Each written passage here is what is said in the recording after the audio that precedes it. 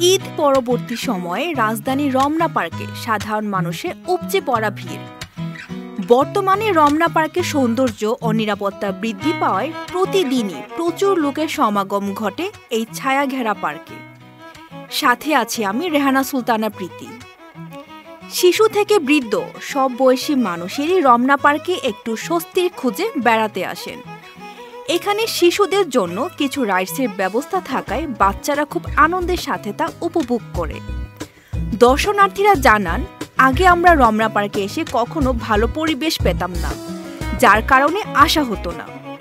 বর্তমানে রমনা পার্কের পরিবেশ অনেকটাই ভালো, নিরাপত্তাও বেশ।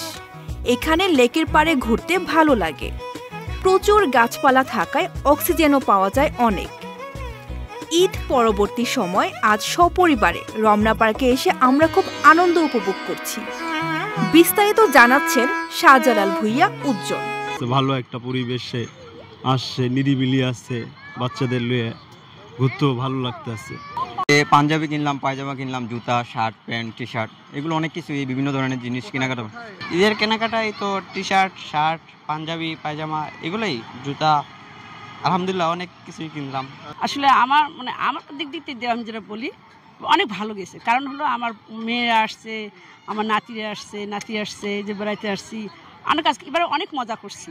আর এবার সবচেয়ে বড় কথা হলো যে রোজার মাসটা পুরো শীত ভাব, সবাই মনে করে সুন্দরভাবে রোজাটা করছি। রোজার পরে আবার ঈদটা চলে আসলো, ঈদটাও আর সুন্দরভাবে আমরা কাটাইলাম।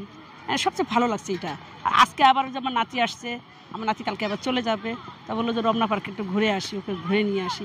এই আজকে যে আসলাম, খুব মজা করতেছে ওরা। গ্রামের বাড়িতে এমনি আমার বাবার আমার দাদা দাদিরা নাই, ওনার নাই, এর জন্য গ্রামে যাওয়া হয়।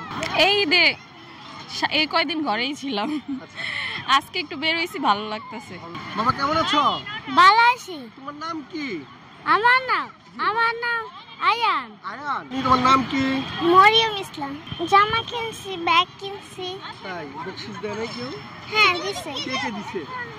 দিছে আমার আপু দিছে, আব্বু দিছে, আম্মু দিছে, তারপর মামা দিছে, আন্টি দিছে, আঙ্কেল দিছে। অনেক টাকা পেয়েছো তাই না?